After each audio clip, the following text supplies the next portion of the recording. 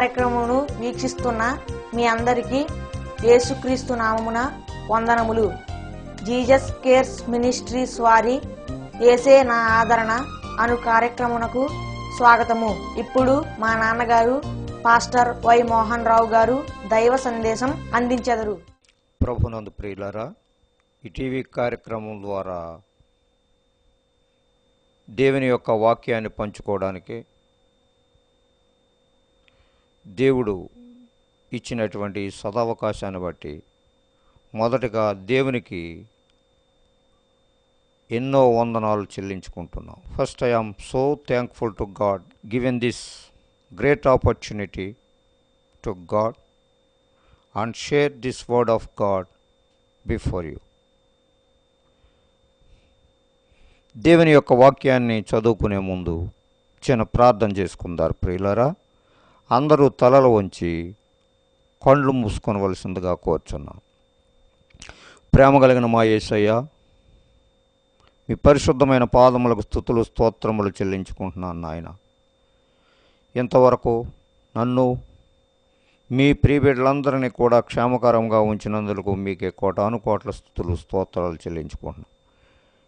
ఈ టీవీ పరిచర్య ద్వారా నా నాయన ఎంతమంది అయితే నీ ప్రియబిడ్డలు ఈ టీవీ ముందు కూర్చొని ఉన్నారో, వాక్యం చెప్పుతుండగా నా ప్రభా మీరు వారితో మీరు మాట్లాడండి. మీ వాక్యము చేత సంధించండి నాయన. ఇదిగో నా ప్రభా, మీ ప్రియబిడ్డలు ఏ అవసరతలో ఉన్నారో, ఏ వ్యాధి బాధలతో అయితే బాధపడుతూ ఉన్నారో నా ప్రభా, వారందరిని తండ్రి ఒకసారి మీరు దృష్టిలో పెట్టుకునండి నాయన. వారికి సహాయం చేయండి, వారి వ్యాధి బాధల నుంచి దూరం చేయండి నాయన. కుటుంబంలో నెమ్మది శాంతి అనుగ్రహించండి ప్రభా. మరి ముఖ్యంగా మీ వాక్యము వినిచుండగా నా ప్రభువా, సాతాను యొక్క గలిబిలను దూరం చేయండి. మీ పరిశుద్ధాత్మ శక్తిని ఉంచండి నాయన. కుటుంబాలు అనేకమైనటువంటి మేళ్లతో నింపమని ఈ చిన్న ప్రార్థన మీ పరలోక సన్నిధిలో చేరనమని మా ప్రభువును ప్రియకుమారుడైన యేసునామని వేడుకుంటున్నాం తండ్రి, ఆమేన్. ప్రభునందు ప్రియులారా, ఈ టీవీ కార్యక్రమాన్ని ప్రతి ఎపిసోడు మీరు చూస్తున్నందుకు మీకు ఎన్నో వందనాలు చెల్లించుకుంటున్నాను. దేవుడు ప్రేమమయుడు, గొప్ప దేవుడు, సత్యవంతుడు, నీతివంతుడు. ఇటువంటి గొప్ప దేవునిని కలిగి ఉండటం మనం ఎంతో భాగ్యవంతులమై ఉన్నాం. దేవునిలో ఈ వాక్యము వినలేకుండా, ఈ వాక్యాన్ని గౌరవించకుండా, దేవుని యొద్దకు రాలేకుండా అనేక మంది ప్రజలు వారి యొక్క జీవితాలలో దేవుడిచ్చేటువంటి మేళ్లను పోగొట్టుకునేటువంటి వారై అందరూ మనం చూస్తూ ఉన్నాం. ఆ విధముగా కాకుండా దేవుడు మనకి చక్కని అవకాశాన్ని ఇచ్చి అనేకమైనటువంటి మీటింగుల ద్వారా, అనేకమైనటువంటి భక్తులు ఈ టీవీ కార్యక్రమం ద్వారా మనకి వాక్యాన్ని ప్రతి నలుమూలల దేవుని యొక్క వాక్యాన్ని వ్యాపింపచేసేటువంటి ఈ యొక్క ప్రక్రియలు మనకు అందుబాటులో వచ్చాయి. కాబట్టి దేవుని యొక్క వాక్యాన్ని శ్రద్ధగా విని దైవ వాక్య ప్రకారముగా మనం జీవించుకున్నట్లయితే మన కుటుంబాల్లో మేళ్ళు, అనేకమైనటువంటి అద్భుత కార్యాలు ఆయన చేయటానికి దేవుడు ఇష్టపడతా ఉన్నాడు. దేవుని యొక్క వాక్యాన్ని చదువుకున్నారు ప్రియులరా. 2వ దినవృత్తాంతములు 30వ అధ్యాయము 9వ వచనంలో ఈ విధముగా వ్రాయబడి ఉన్నది. మీ దేవుడైన యెహోవా కరుణా కటాక్షములు గలవాడు గనుక మీరు ఆయన వైపు తిరిగిన ఎడల ఆయన మీ యందు ప్రసన్నమగును. దేవునికి స్తోత్రం, హల్లెలూయా. చూసారా ప్రియులరా, మీ దేవుడైన యెహోవా కరుణా కటాక్షములు గలవాడు. మన దేవుడు ఎప్పుడు కూడా నమ్మదగినటువంటి వాడు, ప్రేమామయుడు, ప్రేమస్వరూపి, కరుణ కలిగినటువంటి దేవుడు. ఒకవేళ దేవుడు మనకే అన్ని సంపదలు ఇచ్చి భోగభాగ్యములతో మనల్ని పోషించినప్పటికీ కూడా దేవునిని మర్చిపోయి, దేవుని లెక్క చేయకుండా,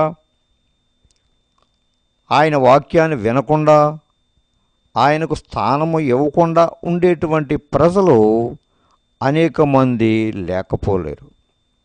అయినా కూడా దేవుడు వారి పట్ల ఒక ప్రత్యేకమైనటువంటి ప్రణాళికను చేస్తూ ఉన్నాడు. అది గమనించుకోలేక ప్రతి ఒక్కరూ కూడా దేవుని తిరస్కరించి వారి యొక్క చెడ్డ ప్రవర్తనతో దేవుని దగ్గరికి రాలేకపోతున్నారు. అయినప్పటికీ దేవుడు ఏం చెప్తా ఉన్నారంటే, మీ దేవుడనైనటువంటి నేను కరుణా కటాక్షములు గలవాడను. దేవుడు ఎప్పుడు కూడా మనుషుల్ని ప్రేమిస్తూనే ఉన్నారు. మనిషి ఎడల దేవుడు తన ప్రేమను కొమ్మరిస్తూ ఉన్నారు. ఎందుకనంటే, ఈరోజైనా నన్ను తెలుసుకుంటారు, రేపైనా నన్ను తెలుసుకుంటారు అనేటువంటి సమయాన్ని దేవుడు ప్రతి ఒక్క మనుషునికి ఇస్తూ ఉన్నాడు. అయినని ఈ మనుషుడు ఏం చేస్తున్నాడంటే, దేవునికి దూరంగా వారి యొక్క చెడ్డ ప్రవర్తనలతోటి నిండినటువంటి వారే దేవుని దగ్గరికి రాలేకపోతూ ఉన్నారు. అటువంటి వారిని దేవుడు మరి ఒక సమయాన్ని ఆయన దయచేస్తూ ఉన్నారు. అలాగా ఆయన యొక్క కరుణా కటాక్షములతోటి ఆయన నింపుతూ ఉన్నారు. ఇంకో మాట చెప్తా ఉన్నారు ఇక్కడ, గనుక మీరు ఆయన వైపు తిరిగిన ఎడల ఆయన మీ యందు ప్రసన్నమగును. దేవునికి స్తోత్రం, హల్లెలూయా. ఆయన వైపు తిరిగిన ఎడల ఆయన మీ యందు ప్రసన్నమగును. అయితే ఇక్కడ లోటెవరిదే? మొదటిగా నువ్వేం చేయాలంటే ఆయన వైపు తిరగాలి. ఆయన వైపు తిరిగిన ఎడల, ఆయనను నమ్ముకోవడం ద్వారా, ఆయనలో జీవించటం ద్వారా ఏమవుతున్నారు? మీ యందు ప్రసన్నుడగును. First you seek to God. దేవుని నువ్వు వెతకాలి. దేవుని వెతకలేనప్పుడు దేవుడు కూడా ప్రక్కనే ఆయన చూస్తావండి. ఎందుకంటే నీకు సమయం ఇస్తున్నారు కనుక దేవుని దగ్గరికి నీవు రాలేకపోతున్నావు. కానీ ఆ విధముగా కాకుండా, నేను కరుణా కటాక్షాలు చూపేటువంటి దేవుడును, నీ దగ్గర నేను నివసించేటువంటి దేవుడును, నేను గొప్ప దేవుడును నేను ఉన్నాను. కాబట్టి నువ్వేం చేయంటే నా వైపు తిరుగు, నన్ను నమ్ముకో, నీలో ఉండేటువంటి సమస్త విధములైనటువంటి హేయ క్రియలను తీసివేయి, దుష్ట తలంపులను తీసివేయి. దుష్ట తలంపులను తీసివేయటం ద్వారా నీకేం జరుగుతుందంటే, నేను నీకు ప్రత్యక్షమవుతానని ఇక్కడ దేవుడు మనకు తేట తెల్లంగా చెప్తున్నారు ప్రియులారా. కాబట్టి మన యొక్క కృత జీవితంలో చేసినటువంటి ఆ యొక్క హేయ కృత్యాలన్నిటినీ కూడా తీసివేసి ఈనాడైనను ఏం చేయాలనంటే ఆయన వరపు తిరగమని దేవుడు ఇక్కడ మనకు సెలవిస్తూ ఉన్నారు. కీర్తనల గ్రంథము 86వ అధ్యాయము 5వ వచనములో ఈ విధముగా మాట్లాడుతాను. The book of Psalms chapter 86 verse 5. ప్రభువా, నీవు దయాళుడవు, క్షమించుటకు సిద్ధ మనసు గలవాడవు, నీకు మొరపెట్టు వారందరి ఎడల కృపాతిశయము గలవాడవు. దేవునికి స్తోత్రం, హల్లెలూయా. చూసారా, ఇంకొక చక్కని మాట చెప్తున్నారు. ప్రభువా, నీవు దయాళుడువు, క్షమించుటకు సిద్ధ మనసు గలవాడవు. You are the merciful God. క్షమించేటువంటి మనసు మీలో ఉంది, ఎవరిలోనూ కూడా లేదు. పాపములన్నిటినీ కూడా ఒప్పుకునేటువంటి క్రియ నీలో ఉంటే ఆయన క్షమించడానికి ఆయన సిద్ధంగా ఉన్నారు. ఎందుకనంటే నీవు చేసినటువంటి ఘోర క్రియలు, నీవు చేసినటువంటి అతిక్రమములు, నీవు చేసినటువంటి దేవునికి వ్యతిరేకమైనటువంటి పనులన్నీ కూడా నీలో ఉన్నాయి. కాబట్టి దేవుని దగ్గరికి నువ్వు రావటానికి ఇష్టపడలేకపోతున్నావు. కాబట్టి ఈ విధమైనటువంటి ఈ చెడ్డ తలంపులను, ఈ చెడ్డ లక్షణాలను నువ్వు తీసివేసుకున్నట్లయితే దేవుడు ఏం చేస్తున్నాడు అంటున్నారు ఇక్కడ, క్షమించుతానంటున్నారు. క్షమించటానికి సిద్ధ మనసు గలవాడు, మీరు సిద్ధముగా ఉన్నారు అనేటువంటి సత్యాన్ని నీవు తెలుసుకోవాలి. చూసావు, నేను పాపిని, ఎన్నో ఘోర కార్యాలు చేశాను. నేను దేవుని దగ్గరికి నేను వచ్చినట్లయితే దేవుడు నా మొర వింటారా, నన్ను క్షమిస్తాడా అనేటువంటి ప్రశ్నలతో నీవు సతమతం అయిపోయి ఉండొచ్చు. కానీ దేవుడు చెప్పేటువంటి మాట ఏంటంటే, క్షమించుటకు సిద్ధ మనసు గలవాడు దేవుడవై ఉన్నావు. కాబట్టి క్షమించేటువంటి తండ్రి దగ్గరకు మనం వచ్చినట్లయితే దేవుడు ఏం చేస్తున్నాడంటే ఆయనలో చేర్చుకుంటాడు. ఆయన సహవాసములో మనము జీవించినట్లయితే ఆయన బిడ్డగా అంగీకరించటానికి ఆయన సిద్ధముగా ఉన్నారు. అంతేకాదు, నీకు మొరపెట్టు వారందరి ఎడల కృపాతిశయము గలవాడవు. అంటే నీవు మొరపెట్టుకోవడం లేదు కాబట్టి నీ యొక్క చెడ్డ తలంపులతోటి అలా మిగిలిపోయి ఉన్నావు. దేవుని దగ్గరకు రాలేకపోతున్నావు కాబట్టి సాతానుడు నిన్ను వెనక్కి లాగుతూ ఉన్నాడు. సాతాను యొక్క క్రియలకే నీవు ఎక్కువ ప్రమేయం ఇస్తున్నావు తప్ప దేవుని దగ్గరికి నీవు రాలేకపోతున్నావు. కాబట్టి నీవు మనసును నీవు సరిచేసుకున్నట్లయితే దేవుడు ఏం చేస్తున్నాడు, వారి అందరి ఎడల కృపాతిశయము కలవో. కృప చూపించేటువంటి దేవుడు, దయ చూపించేటువంటి దేవుడవు. ఇటువంటి దయగలిగినటువంటి దేవుని విడిచిపెట్టి నీ యొక్క చెడ్డ కార్యాలలోనే నీవు జీవించినట్లయితే దేవుని దగ్గరికి నీవు రాలేవు. దేవుని దగ్గరకు రావటానికి నీ మనసు అంగీకరించదు. కాబట్టి ఈనాడైనా ఈ వాక్య భాగముల ద్వారా నీవు తెలుసుకొని మరి దేవుని దగ్గరకు వచ్చినట్లయితే నీవు క్షమించబడతావు, నీ పాపములన్నీ కూడా తీసివేయబడతాయి. కాబట్టి నువ్వు మారు మనసు పొంది ప్రభువారిని స్వీకరించటం ద్వారా నీకు ఎంతో మేలు, నీ కుటుంబంలో శాంతి, సమాధానము, నెమ్మదిని దయచేసేటువంటి దేవుడు. అటువంటి గొప్ప దేవుని విడిచిపెట్టడం ద్వారా మరి నీకు నష్టమే కలుగుతుంది తప్ప నీకు ఏ విధమైనటువంటి లాభము ఉండదు అని దేవుడు ఇక్కడ చెప్తున్నాడు. అటువంటి కృపాతిశయము కలిగినటువంటి దేవుని దగ్గరికి నీవు ఈ రోజైనా ఆయన్ని హృదయపూర్వకముగా అంగీకరించినట్లయితే దేవుడు నీ యందు దయ చూపిస్తాడు. నీ యొక్క కార్యాలన్నిటినీ కూడా సఫలీకృతం చేస్తాడు. నీవు ఎక్కడ అడుగుపెట్టినా నిన్ను ఆశీర్వదిస్తాడు, నీ పాడి పంటలను ఆశీర్వదిస్తాడు. ఎందుకనంటే నిజమైనటువంటి గొప్ప దేవుని నీవు కలిగి ఉన్నావు కాబట్టి ఆయన ఏం చేస్తానంటున్నాడు, సమస్త విధములైనటువంటి మేలుతో నింపుతాను అని అంటున్నారు. యాకోబు రాసినటువంటి పత్రిక 4వ అధ్యాయము 8వ వచనములో ఈ విధముగా వ్రాయబడి ఉన్నది, దేవుని యొద్దకు రండి, అప్పుడు ఆయన మీ యొద్దకు వచ్చును. చూసారా ప్రియులారా, first you come to lord Jesus Christ. దేవుని యొద్దకు నీవు రా, దేవుని తెలుసుకో, నీ అతిక్రమములన్నింటినీ దూరంగా పారత్రోలు, ప్రజల ఎడల మంచి కార్యాలు చేయటానికి నీవు పూనుకో. అటువంటి అప్పుడు ఈ యొక్క మంచి కార్యాలు చేసినట్లయితే దేవుడు ఏం చేస్తున్నాడంటే నిన్ను ఆశీర్వదిస్తాను.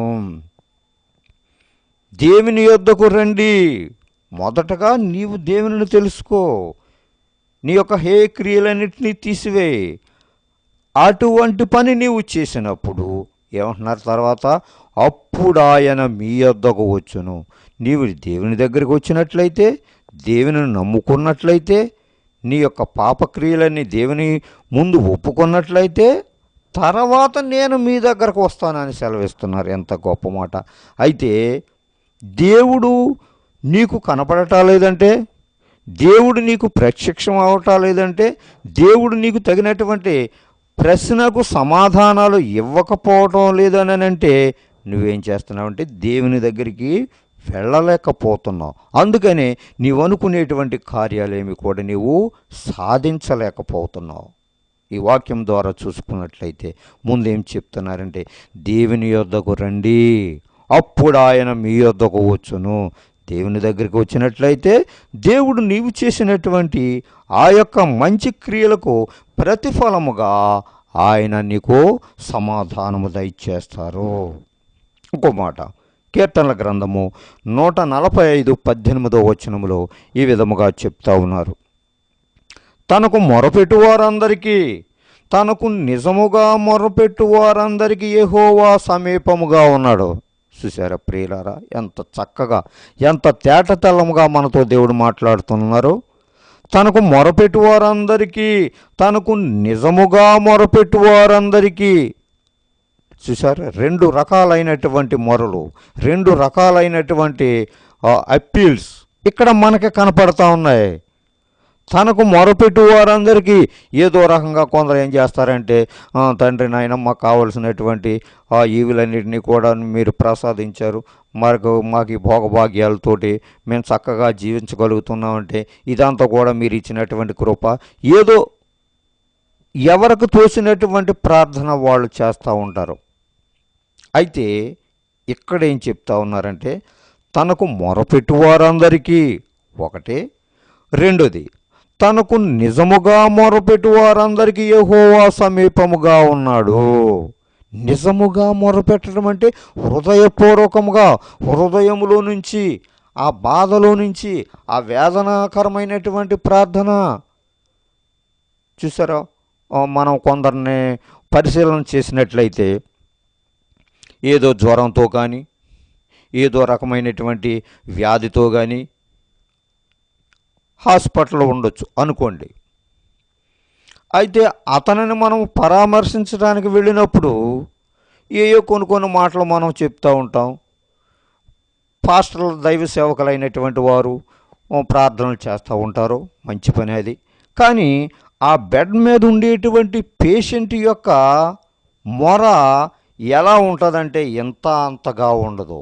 ఆ బాధ, ఆ కాలి బాధ నుంచి, లేకపోతే ఆ ఆపరేషన్ చేసినటువంటి ఆ యొక్క బాధల నుంచి అసలు ఏ రకముగా మనము చెప్పాలా అనేటువంటిది వర్ణనాతీతముగా ఉంటుంది. ఆ పడేటువంటి ఆ వేదన, ఆ బాధ అనుభవించేటువంటి వ్యక్తికే తెలుసు.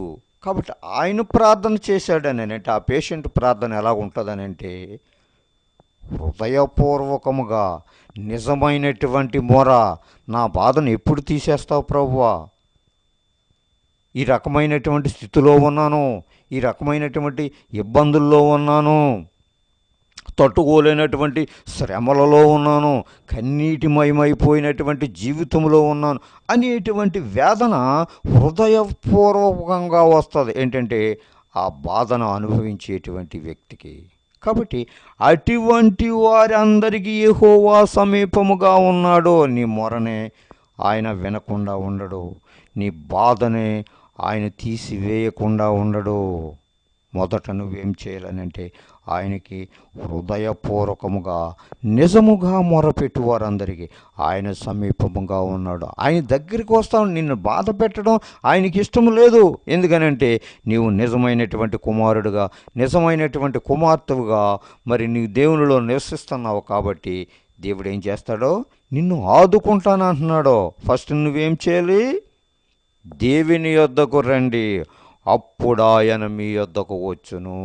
చూసారా, దేవుణ్ణి కనుగొనటం అంటే మరి చాలా కష్టమైనటువంటి పని. కష్టమైనటువంటి పని అని అంటే నువ్వు చేయగలిగితే అది చాలా సులువైనటువంటి పని. నీ మనసులో ఉండేటువంటి ఈ యొక్క ఘోరకైనటువంటి కార్యాలన్నింటినీ నీవు తీసివేసుకోవటమే ఆయన దగ్గరికి మనం ఆటోమేటిక్గా వెళ్ళిపోవటం అంటే ఆయన నమ్ముకునేటువంటి మనసు నీలో వస్తూ ఉంటుంది. ఫస్ట్ నువ్వేం చేయాలంటే నీ పాపములన్నీ కూడా దేవుని ముందు ఒప్పుకోవాలి. ఒప్పుకున్నట్లయితే దేవుడు ఆయన క్షమించటానికి సిద్ధంగా ఉన్నారని చెప్తా ఉన్నారు. ఇంకో మాట చెప్తున్నారు. యెషయా గ్రంథము 1వ అధ్యాయము 18వ వచనములో ఈ రకంగా మాట్లాడుతున్నారు. యెహోవా ఈ మాట సెలవిచ్చుచున్నాడు, ఏమని? రండి, మన వివాదమును తీర్చుకొందము. మీ పాపములు రక్తము వలె ఎర్రనివైనను అవి హిమము వలె తెల్లబడును. దేవునికి స్తోత్రం, హల్లెలూయా. మీ పాపములు ఎర్రవినైనను అవి హిమము వలె తెల్లవియగును.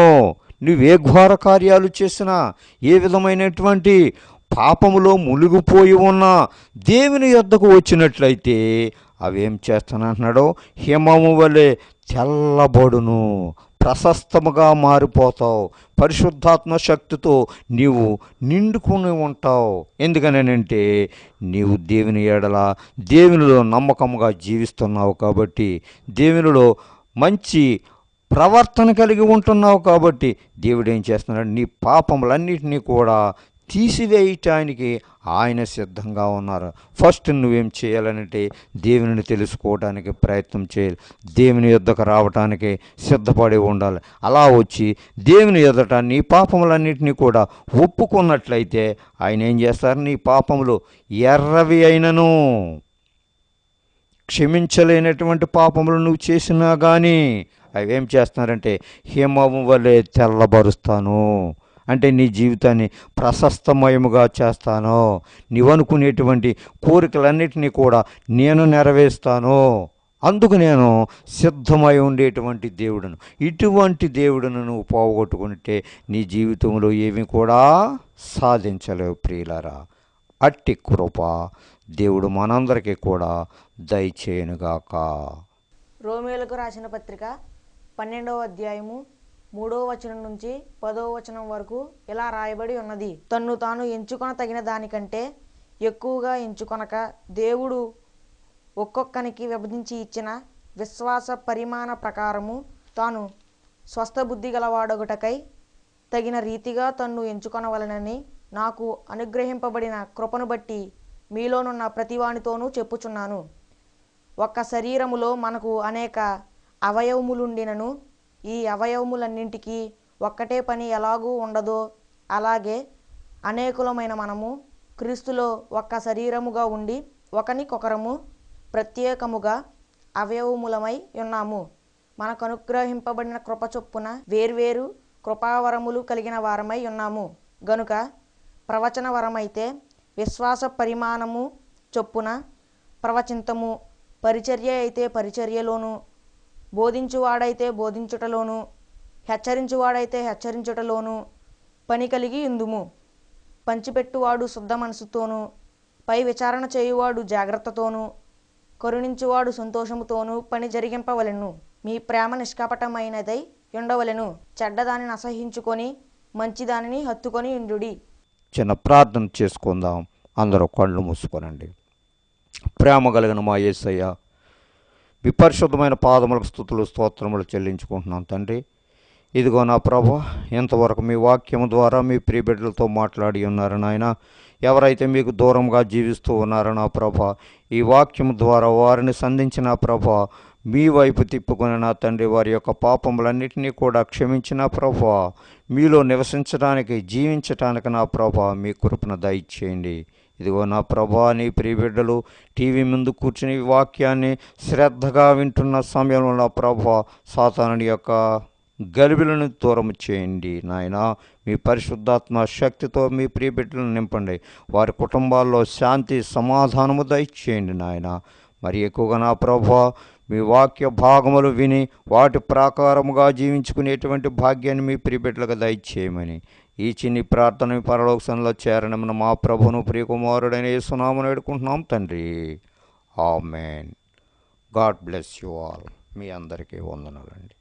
దైవ సందేశం విని దీవెనలను పొందారని నమ్ముచున్నాము. సలహాలకు, సందేహాలకు, ప్రార్థనల కొరకు మమ్ములను తప్పక సంప్రదించండి. మా చిరునామా pastor Y Mohan Rao garu, Jesus cares ministries, Dommeru post 534351, Kovvur మండలం, west Godavari district, Andhra Pradesh, S India. మా phone number 9652128511. Our email address mohany7@yahoo.com. మా చిరునామా pastor Y Mohan Rao garu, Jesus cares ministries, Dommeru post 534351, Kovvur మండలం, పశ్చిమ గోదావరి జిల్లా, ఆంధ్రప్రదేశ్, ఎస్ ఇండియా. మా ఫోన్ నంబర్ 9652128511. మా ఈమెయిల్ అడ్రస్ mohany7@yahoo.com.